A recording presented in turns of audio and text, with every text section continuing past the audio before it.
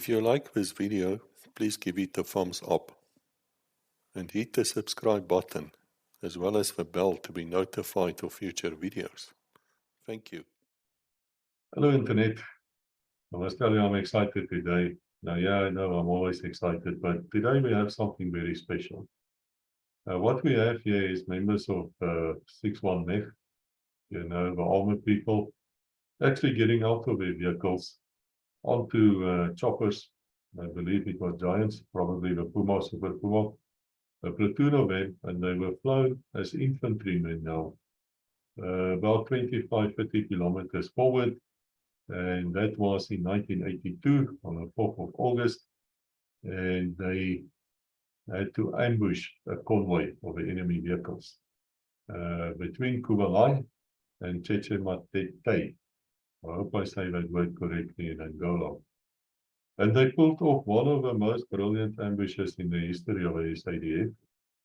They shot out something between 18 and 22 vehicles, with no losses to themselves. Fantastic story. It's one of these things which, you know, if it wasn't for these people who came to me and say, Chris, we want to talk about it, then we would not have known about it. So let us hear what they have to say, but let us start first with themselves, introducing themselves. First we have Malan. He was a colonel. At that stage he was a captain and company commander. And the platoon involved was Pierre the Jager. I believe he was a lieutenant at that stage. You know about Pierre. He's the guy who was cycling the Munga challenge, you know, that cycling race we have from, I believe, Bloemfontein to somewhere in the Cape. It's about 1,100 kilos. We made an entire video on that. But let's carry on. Let us hear what happened at this ambush. Jan, let's start with you. You were the senior man there. Thank you, Chris. Good day, everybody listening to this video. My name is Malan. I am a retired colonel of the South African Defence Force, as well as the South African National Defence Force. In 1994, when we went into our new dispensation, obviously we changed the name and everything. For 23 years, I spent a lot of my time as a permanent force officer in the Defence Force. In 1982, I was 8 company commander, 61 Mechanized Battalion Group in Angola for most of the year. And later on, obviously, you've got to be a captain to become a colonel and a full colonel as the time goes on. I ended my career after being the officer commanding of 8th South African Infantry Battalion in Uppington until the end of 1994 as the chief instructor at the Senior Command and Staff Duties course at the Army College in 1996. Since then, obviously, after being a full colonel for 5 years and realizing that now we have a peace situation, I changed my whole career to win the peace. The aim of war is to get peace. And now you won the peace. And here we sit almost 30 years down the line, and we're not winning the peace. So my effort today for the past 23 years is winning the peace. But that's a story for another day. That's just my background. Thank you. We appreciate that one. Pierre, it's over to you to tell us a little bit about yourself. Thank you, Chris. Thank you, Jan. I went to do my military training at one South African Infantry Battalion in 1981. I went to the Mechanized Leader Wing, where I was trained to be an officer. And after 1 year of training on rattles and as an infantry, mechanized infantry, I was chosen to go to the border as one of the 3 officers serving under that time Captain Malan. And I must say that was probably the highlight of my career or my life. Is 1982. During that time at 61 Mech, you know, we had an awesome leader group. Jan Malan, Hubert van Dalsen, and later Louis Buys. The other guys that were with me, Mana Botha and Marius Extien, was the other two platoon commanders. And we had an awesome time there, and because we had a good leadership. Now, through that year, we learned a lot. We were young. We were 18, 19 years old. And we went through a lot of operations, Ops Yahoo, Ops Meebos. And yeah, what we're going to talk about today is this ambush we had done on the 4th of August, which is exactly 40 years ago, if you can believe that. So that's just a little background of myself. In 1982, 61 Mech was tasked to deploy quite deep into Angolan territory with the aim to support the 3-2 battalion and the paratrooper battalion in the area operations against SWAPO, and being a mechanized infantry force with Ratel infantry combat vehicles as well as Ratel 90 armored cars.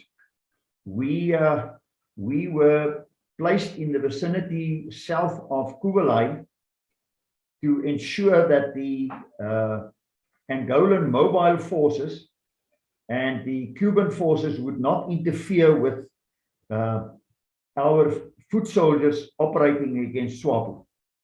That is what we were busy with in the area. As we move north to the vicinity of Cuvelai, where one of the FAPLA brigades were deployed, they obviously thought that we were going to attack them and open a detailed fire plan with all their artillery that they had available. And we were not even in the process of attacking them. But that led to an interesting situation where they almost shot out all their ammunition. And they started screaming for assistance from the next brigade that was deployed at Techemetet on the road north to Malan. It was during this process that obviously we were listening to all their messages with our interception capability. And we realized that they were asking for more ammunition and replenishment of all their supplies.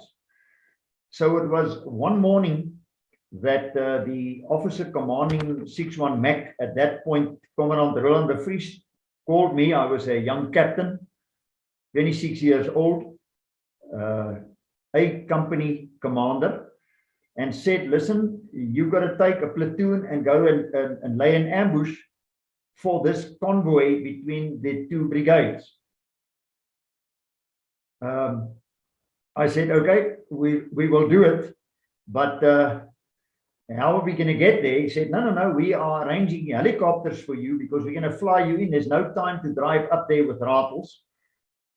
Get one of your platoons and go and lay the ambush. That was it. So I took the map. The interesting thing with an Angolan map, it is not like the old South African maps that we were using. That is a 1 in 50,000 map. It's a 1 in 100,000 map. So the little blocks are half the size and everything is green. And I saw this red national highway. It looked like a national highway on the Angolan map, and worked out a position about 15, 20 kilos north of Cuvelai, where I could see that there was a high ground with a road turning. So I decided a good idea would be to find a spot where we could be on the high ground, where we could hear better, where the vehicles coming on this convoy would drive slower, and where we could then find a good ambush position, not knowing what it looked like there. So I decided to take the specific platoon that Pierre the Jager was the platoon commander for this task. Got the guys together, And obviously, like good soldiers, went through the deployment drills, getting all the stuff ready, knowing that the helicopters would pick us up about an hour or so before last light to go and chopper us in.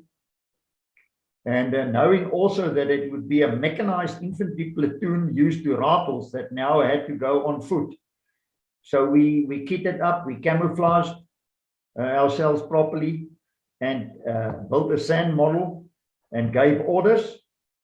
And the platoon was ready. I took with 2 assault pioneers with their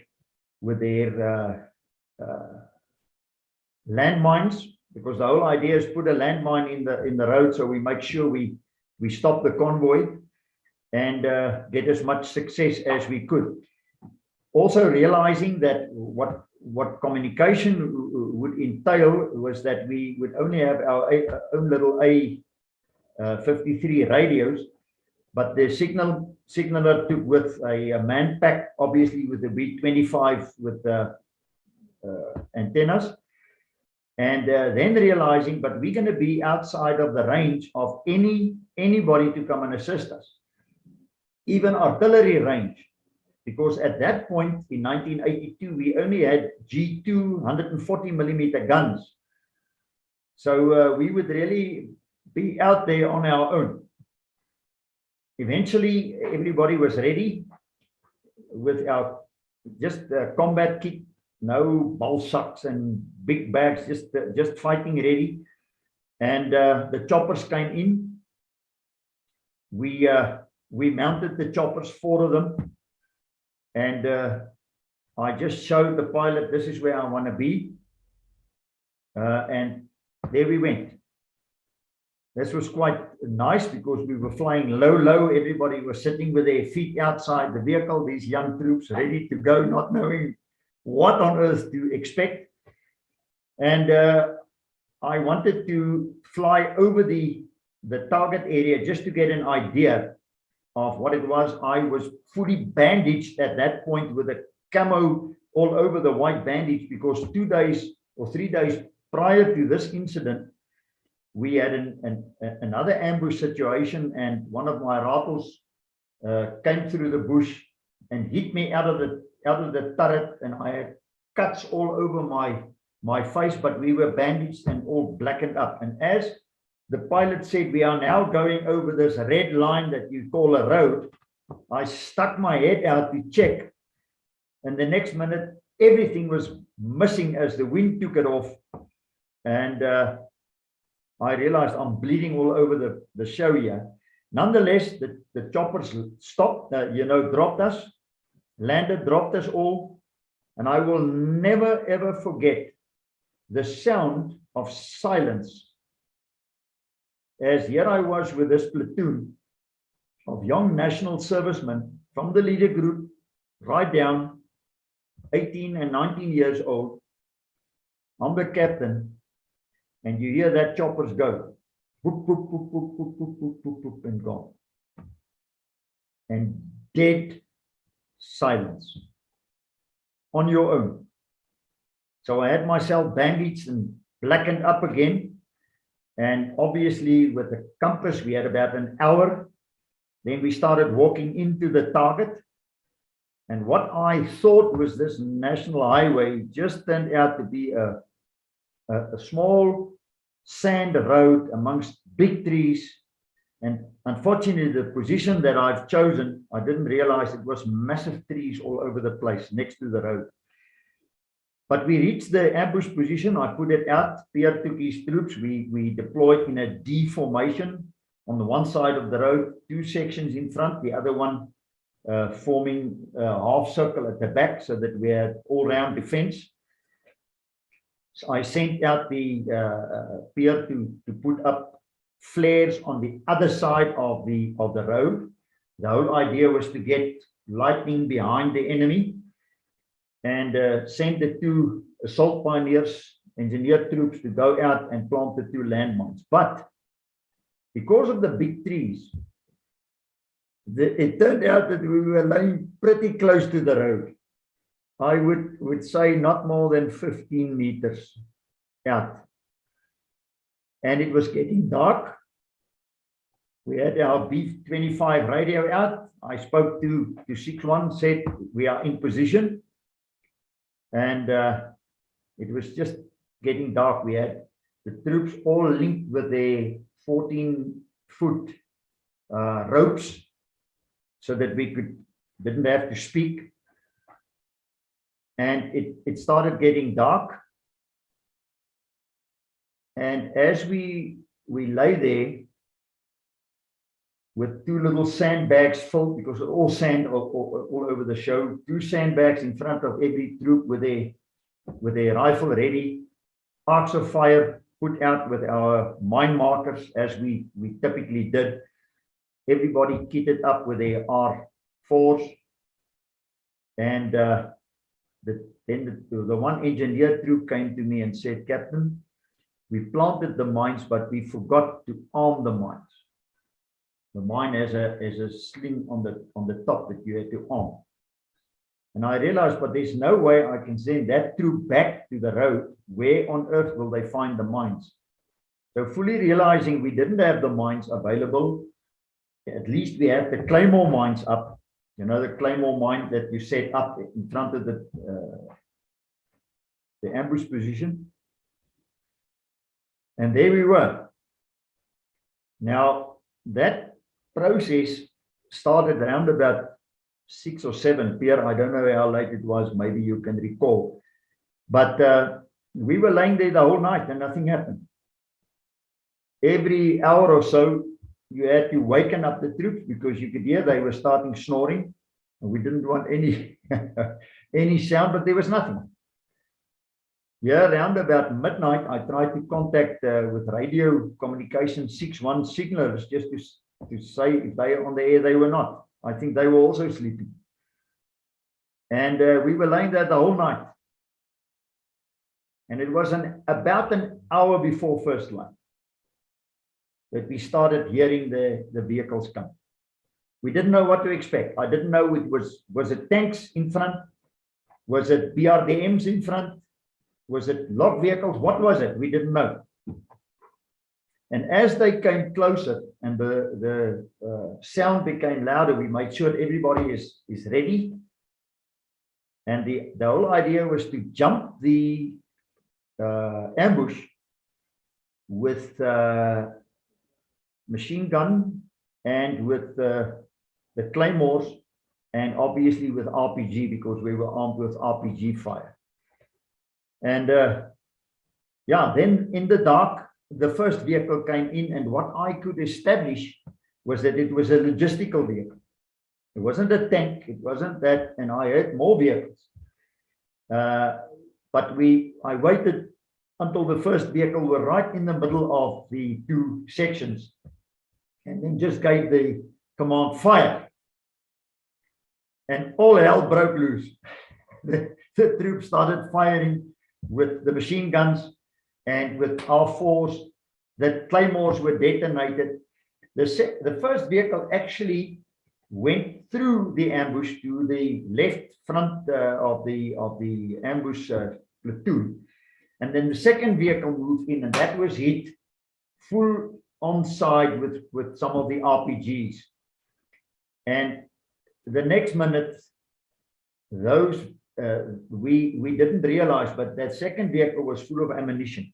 And on this short range, as the platoon pumped one after the other RPGs into this vehicle carrying ammunition, this whole vehicle started exploding right in front here. But the flares were put up, everybody was silhouetted, the shooting was going on. I instructed Pierre with his mortarman, with a 60mm Patmore, the patrol mortar, to fire the shots in the direction of the road where we could hear all the vehicles coming in, breaking the trees as they ran into the trees, scratching the gears on the right-hand side. I didn't know what was going on. It sounded like chaos. And in the midst of that, here was this 60mm mortar just pumping the 60mm mortars down the road because it was too close to fire them ahead of us. All the while, while this was going on, I was getting the idea that I was sitting at Loatla doing an exercise. It was just running like one of those exercises. The targets were hit, the troops were doing what they were doing, the flares were up, the mortar was shooting. It was like an exercise. And at some point I realized, but we've killed the enemy here. So I said, start feed, stop firing. Obviously nobody heard me. So I shot the flare. And immediately everybody stopped firing. We could hear on the right-hand side when we stopped firing, the chaos a little bit down the road here.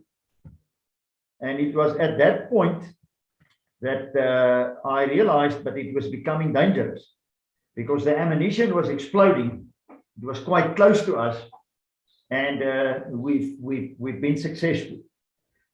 So I just gave the order, move out, and as properly rehearsed, we started moving out. Pierre, if I remember correctly, you led the way. I stood at the point and counted the troops because I wanted to make sure that everybody was okay and that nobody was left behind.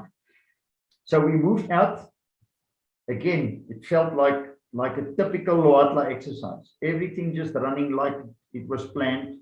Obviously, we were sitting with exceptionally well-trained troops.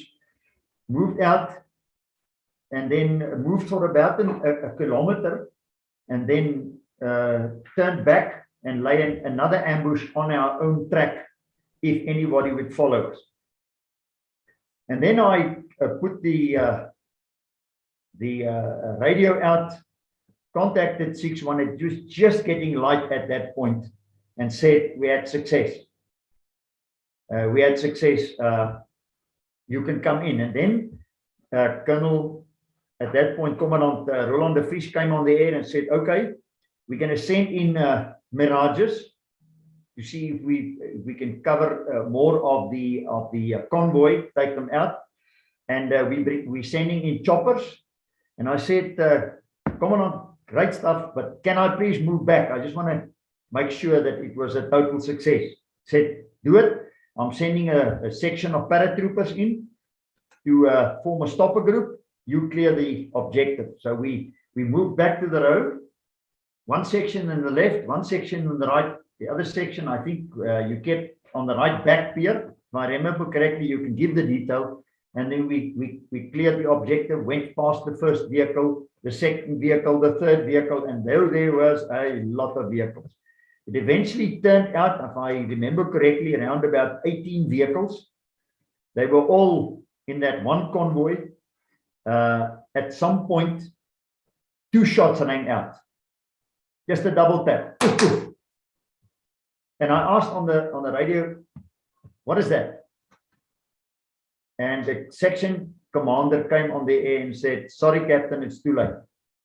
So what happened was that apparently one of the lieutenants, may have been the convoy commander, was wounded and tried to jump up at that point. And obviously, if you do that in front of well-trained troops, 2 shots. The 2 shots hit him right here in the left breast. And I walked over there and found that he had been killed. And on searching, I saw he was a lieutenant. He had a little pip on his shoulder. And in searching him, I found another set of pips, neatly brand new, stitched on the 4 corners, 2 pips in his left pocket. And I took it. I still have it as a memento today. And the Mirages came in. They could see nothing. I could see why they couldn't see, because they were too high and the trees were too big. But then the chopper came in, dropped the platoon, and then we immediately went and saw how many of these vehicles could we get going. So eventually we got 2 of those big Ural trucks going. The drivers got them started. And the most wonderful thing, they had a lot of supplies on board. It was a logistical convoy. They had mealie meal, They had fish on board. I instructed Pierre to put a day-glow on the roofs, and this whole platoon got onto these two vehicles, and we started driving back about 20, if I remember correctly, 20 or 25 kilos back to the 6-1 Mech lager area. And it felt like you've just beat the All Blacks. It was brilliant. That whole atmosphere of victory was just absolutely brilliant. And yeah, you know, in our line of work, you say train hard, fight easy. And I think this happened there. We fully realized that we didn't know what we were up against, but we were prepared to do it. The troops, the leader group, everybody performed exceptionally well. And obviously, we were protected, not by ourselves, but by a higher hand. And today, if I look back at the circumstances and everything, I give God all the praise. That is my story. Pierre, I think it's a good time that you fill in the way you experienced it. Jan, yeah, thank you very much. That was in so much detail. Me being a platoon commander, 19 years old, still a boy. We were children, you know, we were trained, as you said, we were trained very good at, once we were trained at 6-1 Mech, even before the operation. And what I can remember is you coming up to me and say, listen, yeah, platoon 1, you must be ready to launch this ambush. And we were all so satisfied with the way we were training before the operation and being on rattles. And now we must get into a chopper, go on foot in something that we were unacquainted to. But remembering back when we was at one side, we trained for this. We did a lot of ambushes, and eventually we had the opportunity to do this in real practice. I can still remember getting into that chopper, sitting next to Evan Davies, that was my mortar guy with Weatherall, flying down there over the treetops, as low as what you said, and then getting off there in this unknown, and that absolute quiet area we were, and you know, you were actually afraid because you were uncertain of what's going to happen. You know, there's a convoy coming down, and as you said, you don't know if it's tanks, you don't know if there's 100 troops on there, you don't know if they've got ammunition, and can this one platoon of 40 plus guys stop, like you said, 18 vehicles? Is it possible? But yeah, we were set up, we lay together in behind our sandbags. We pulled on our ropes, keeping each other awake, waiting and waiting. And I think it was about 4 o'clock in the morning, then when we actually heard this sound of vehicles coming in. And you know, oh, this is crunch time. There's no turning back now. You're lying here, waiting for this moment. I could still recall Corporal Robinson, that was my platoon sergeant. He was sitting with the two motorists, ready to fire if he needed to fire. My 3 section leaders, Kali Erasmus, he filled in the back section, as we call them, skeleton section. There's all these small little guys. And then Matthew Heeman, who's also a corporal of Bravo section, and Eldred Koortsen, that was our other section leader. Now we had these guys with RPGs, and I think we actually got 1 or 2 of the other platoon's guys to actually assist us, because we didn't take along our drivers and our gunners that were on the rattles, but we took 1 or 2 extra guys from platoon 3 and platoon 2 that were RPG specialists, and they went with us.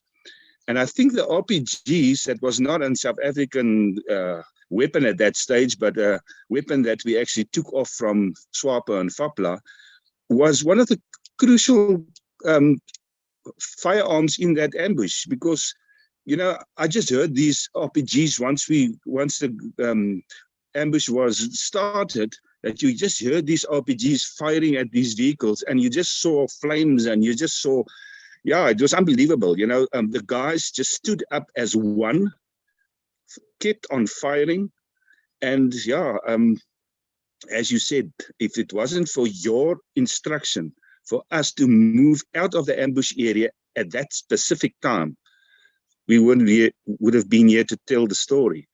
The reason for that being that those vehicles were full of ammunition, started to explode, and when we eventually got back into the doodsakker, as they call it, going through that section, there were sandbags, there was nothing. It was just trees that were down. It was just explosions all the way.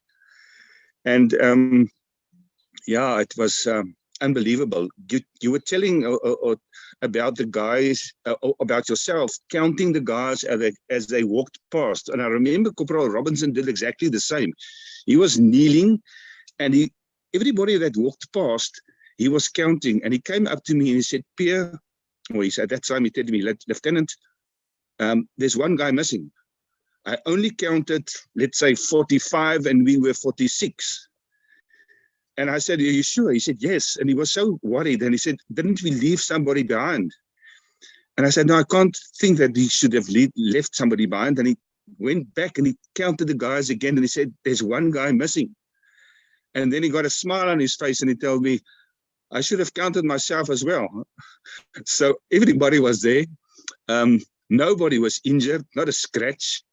It was unbelievable. And like you said, the hand of God was there the day with us. And he led us through this. He protected us. Because if something happened there to us, nobody could assist us. We were so far away from any assistance that we had to fight this fight on our own, or just eventually retreat. But yeah, it was under your command, that time Captain Jan Malan, we call him Captain Skerp. Captain Malan was our leader, and we were so privileged to be under you as your command. And today, when I look back, it's 40 years ago, and you can still remember everything as it happened yesterday. And the first time flying in a Puma helicopter, the first time eating foreign fish and mealie meal from South Africa. Yeah, it was an unbelievable time, and I must thank you for your leadership at that stage. It was unbelievable. Thank you. Yeah, if I may wrap up, I think if you today ask the troops of 61 Mech what they remember, they will just tell you about the mealie meal and the fish, because we had a lot of that, and it was absolutely amazing after all the rat packs, just to have that to eat. The rest of 61 remembers that. I think the other thing that we need to mention is the proudness, the preparedness, the proudness of the troops, the quality of the troops, the training, and the execution. You know, if ever you read about these things, you will realize that we were really well motivated, excellently prepared and trained. That is why Pierre will tell you nobody would go back. You would ask other guys, can you go with? And they would all volunteer. And if I remember that, I can tell you we were some of the best soldiers. And you can see why after the Second World War, the generals of other armies would say, give me South African soldiers, because they make exceptional soldiers. We obviously stem from various European countries. We were integrated with our black troops. We had excellent black troops 3-1 Battalion, 3-2 Battalion, the paratroopers, obviously. We were really a well-motivated group of well-trained people. Now, when we decided to establish the 6-1 Mech Veterans Association, a few years ago in Caledon, the question was, what do we do? What do veterans do? What are we going to leave around? And one of the things that I said I'd love to do is to go back to the battlefield, because I've had quite a lot of experience in various combat. This was one small experience, but I would really like to go back to where everything happened. The previous time I've been there, they were shooting at me, and it wasn't that nice. I'd like to go back, see the place, and especially to meet the opposing commanders, because then we could have a nice chat on how did you experience it, how did we experience it, because you know, soldiers are not really angry at each other. Maybe other people that are angry at each other, but soldiers fight because they have to go and they have to do the job. And it's not always that easy, but the camaraderie and everything is there. And that started the 6-1 Mech tours. And if anybody listening to this have not been on one of these tours, you can really think of going on these tours. It happens at least once a year. It's excellent because it takes you to all these battle sites. You get the first-hand experience on the terrain with people that have been there with a story. And if you are lucky to go on these tours, you will go past this combat site between Tetchamatet and Cuvelai, where this young brave platoon did their thing. In conclusion, Koos, I think what is important is not what happened in the past. What is important is what did we learn from that, and what are we taking to the future. I started off by saying the aim of warfare is to create peace. And what has happened is that from that time until now, we haven't had the stability and peace in South Africa. And remember, we are now talking in August 2022, having this conversation. So I believe that our big task as soldiers of all ranks, creeds, doesn't matter where you come from, is to get involved and create a future for everybody in this country where we are now. And I'm talking about the Republic of South Africa. As we sit here in the timeline, our country is not in a good place. We've got a lot of crime, we've got a lot of unrest, a lot of people unsure, a lot of people scared, everybody thinking the place will crash in. And I believe the time to give hope is now.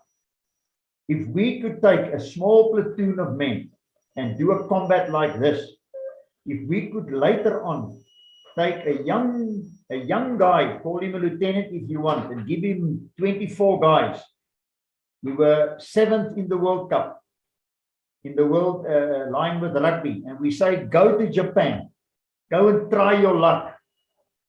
And that man can go with a platoon of troops and can change the thing around and make us world champions. Then I'm telling you now, we've got the ability to do that in our country, in every single one of the 253 towns in this country, with the same spirit that we had in 1982, the same spirit we had in 1996. And you can see it, how it carries. So I'm saying that let's create the future. Let's start getting all those experiences and put it back and make this place the winning country that we want to be. And we are all doing it because we believe in our kids and our grandkids, because veterans are now becoming opas, grandfathers. And that changes your perspective, the perception. It's not, no, we are not kids anymore. So we don't even bother about our children. We are worried about our grandchildren. And when they get 18, and they listen to your video and they get this message, they must have hope in this country. Thank you. I must tell you people, the internet, I really enjoyed listening here. It was fascinating to me. As always, I have an opportunity to ask a few questions, which I really love doing as well. The first thing I need to know, sir, Jan, what went through your mind when those two sappers told you that the landmines are sort of not working? Were there any ideas of running around with a sandbag a little bit later, perhaps? Yeah, you know, what went through my mind as we prepared was it's a task ahead. We will be successful, and it was just a question of applying what we learned. While we were walking onto the terrain, what went through my mind was that this will work. We will make it work. What went through my mind later in the night was what do we do in the various circumstances? If it's successful, if it's unsuccessful, if the enemy comes in a spread out line with tanks, with troops on foot, what do we do? And I worked out what that would do. And then what went through my mind when we did the attack, when the ambush took place, as I previously said, was I felt I'm sitting on my chair at Loatla, doing a live exercise with ammunition. And what went into my mind when we were driving back was proudness and thankfulness that it turned out that the way it did. Never afterwards had I any nightmares about this, anything. I realized nowadays that there are troops that may have been in different situations that were on the wrong side of the actual fight, that are sitting with post-traumatic stress. And if that is the case, we can help you. We've got excellent systems and people to help people that feel, yes, we experienced it differently and we need help. So the Defence Force Association or 61 Mech Veterans Association, just make contact with us. We will arrange assistance for you. I'm really glad to hear that, and you can also contact Legacy. We have a psychologist here, Frans van Staden, the 32 Battalion Company Commander. And as I always say when I speak about this fellow, is that we did actually help quite a few people where we turned him around. And it took him, I think, 2 sessions because he used this strange new type of beraden. That's what he uses, not the usual. But now I've got another technical question, if you don't mind. Any of you two can answer. Yes, can I just before you ask the question, there's one other thing that I just want to tell you what I find. If you struggle with that, go on one of these tours. About the 2-week tour, you'll go with with other veterans. You'll have chance to get the questions out, to discuss in depth, and to heal yourself. So going on these battlefield tours really assists in healing wounds that may still sit in some of our soldiers' minds.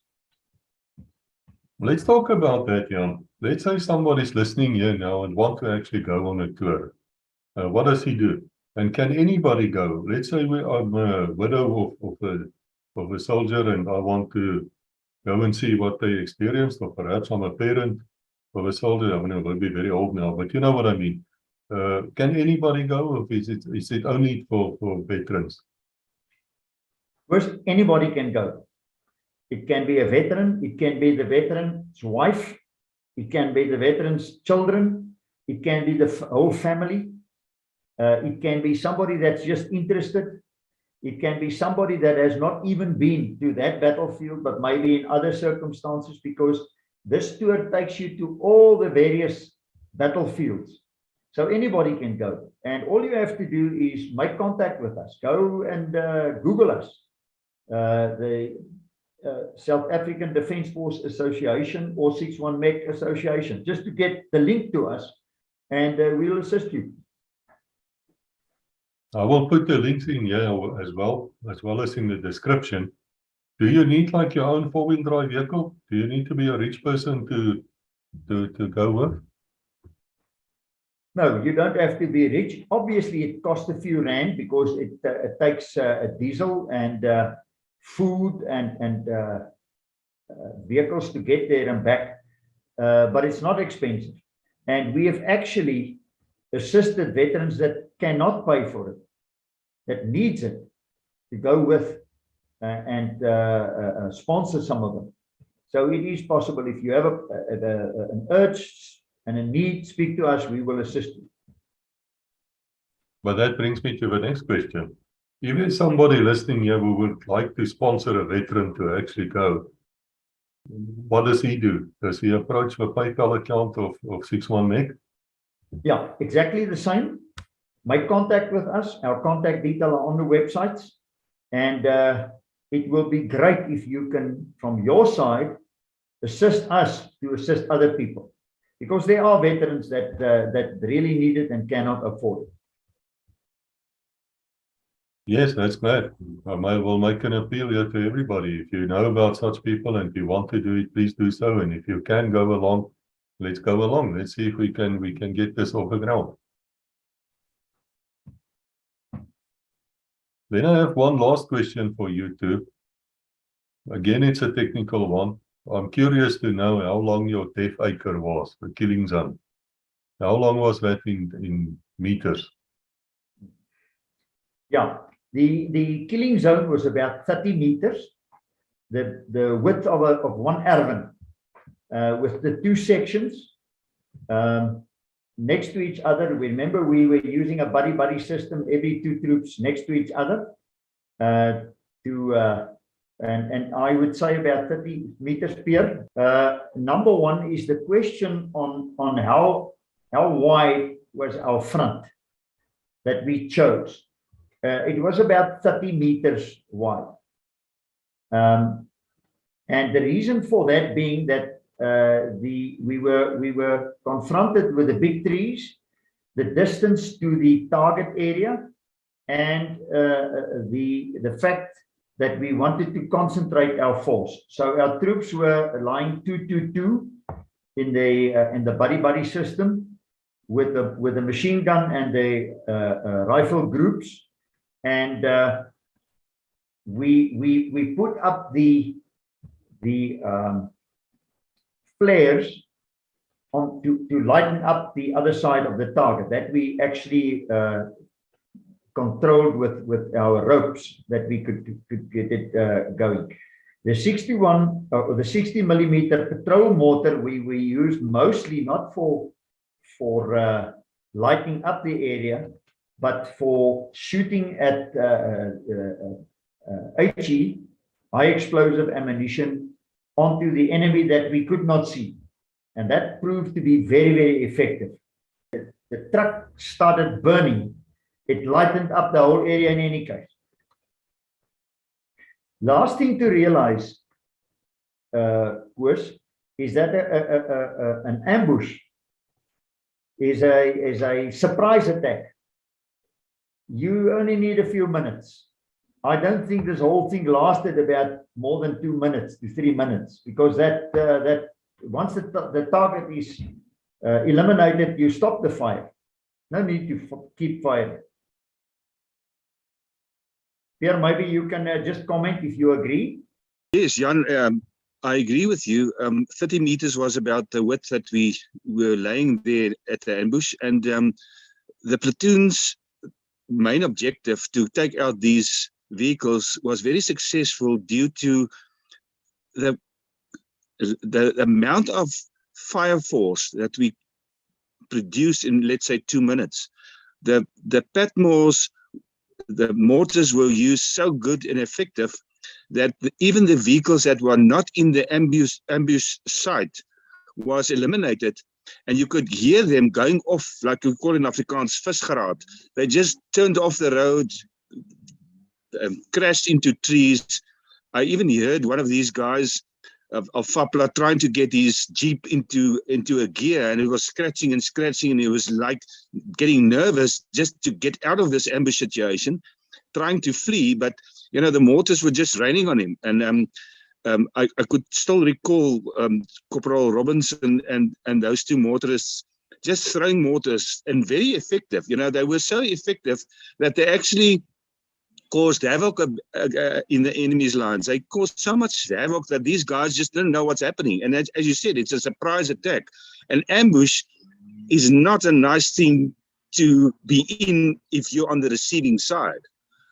We were lucky. We were giving the fire force, and you just imagine yourself sitting in a vehicle and an RPG is running through your cabinet, and R4s and Bren machine gun fire is just all over the place, and you don't know what's happening. It's suddenly the darkness is lightened up by the enemy, and we were at that stage their enemy, and everything was just lighting up and chaos. The guys were just running. I could still recall when in the light you can see these guys getting off the vehicles and just started running, and until today, we don't know how many people there were. We don't know how many we killed. We don't know how many vehicles there were, because we didn't go there and counted bodies. We didn't go there and counted vehicles that were still in the road. We did our job, got out there, got on those two Urals, took what we got, and we were lucky to get back at camp. And still today, I think there's a lot of those guys that were with us that got souvenirs like Fapla caps, and here and there they took something as souvenirs. As you said previously, to be in Angola for 2 to 3 months eating rat packs was so nice, just to get some good, nice food for a change. And obviously a great success.